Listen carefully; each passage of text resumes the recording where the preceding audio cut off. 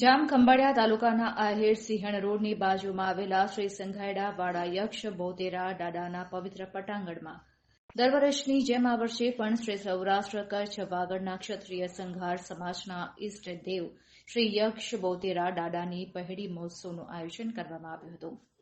ભાદરવા સુદ છઠની સોમવાર તારીખ 9 સપ્ટેમ્બર 2024ને સવારે 7 વાગ્યે મહાઆરતી, સવારે 10 વાગ્યે ધ્વજારોહણ અને બપોરે 12 વાગ્યે મહાપ્રસાદનું ધાર્મિક આયોજન કરવામાં આવ્યું હતું। તો આ તમામ ધાર્મિક પ્રસંગનો સમસ્ત સૌરાષ્ટ્ર કચ્છ વાગડના ક્ષત્રિય સંઘાર સમાજના જ્ઞાતિજનો 250 થી 300ની સંખ્યામાં ઉમટી પડ્યા હતા। સાથે સાથે સ્વર્ગસ્થ કેશુભા જાલુભા ધાવડા અને સ્વર્ગસ્થ જેસંગભાઈ પોપટભાઈ ઢાંડ કે જેઓ આ યક્ષ બોતેરા પહેડી સમિતિના આયોજક હતા, તે બંને આયોજકના તાજેતરમાં અવસાન થઈ ગયા છે। તો તમામ ક્ષત્રિય સંઘાર સમાજના જ્ઞાતિજનો દ્વારા 2 મિનિટનું મૌન રાખીને શ્રદ્ધાંજલિ અર્પણ કરવામાં આવી હતી। કેમેરામેન નૈતિક ધાવડા સાથે રિપોર્ટર ઉપેન્દ્ર ધાવડા, જામ ખંભાળિયા। જામ ખંભાળિયા તાલુકાના આહેર સિંહણ ગામે બિરાજતા શ્રી સંઘાડાવાળા જગબોતેર દાદાની પેઢી મહોત્સવનું આજ રોજ આયોજન કરેલું હતું।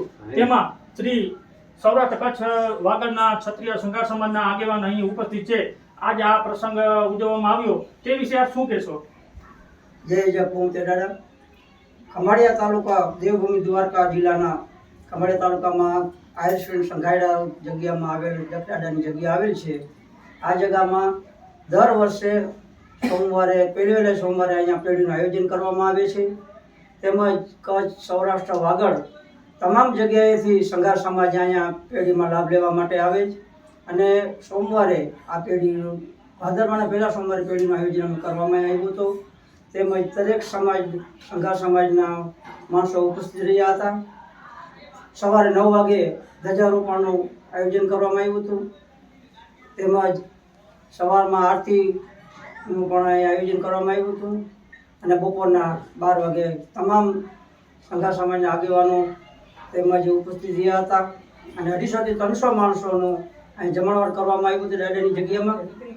તેમજ ટૂંક સમયમાં 2 વ્યક્તિ જે અહીંના આગેવાનો હતા, જે કાર્યકર્તાઓ હતા, તેઓ અવસાન પામતા એ 2 આગેવાનોનું શ્રદ્ધાંજલિ પણ આજના દિવસે આપવામાં આવી હતી। કેટલા વર્ષથી આ તમે જગબોતેર દાદાની પેઢીનું ઉત્સવનું આયોજન કરી રહ્યા છો? ઘણો સમય થઈ ગયો આનો તો જગ્યાની અંદર, કે લાંબા સમયથી આમનો પેઢી વર્ષમાં 2 વખત કરવામાં આવે છે।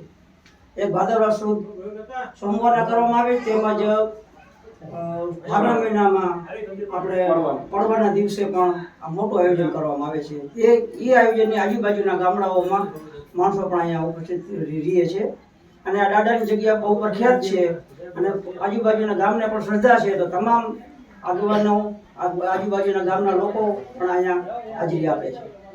જામ ખંભાળિયાથી કેમેરામેન નૈતિક ગાવડા સાથે રિપોર્ટર ઉપેન્દ્ર ગાવડા।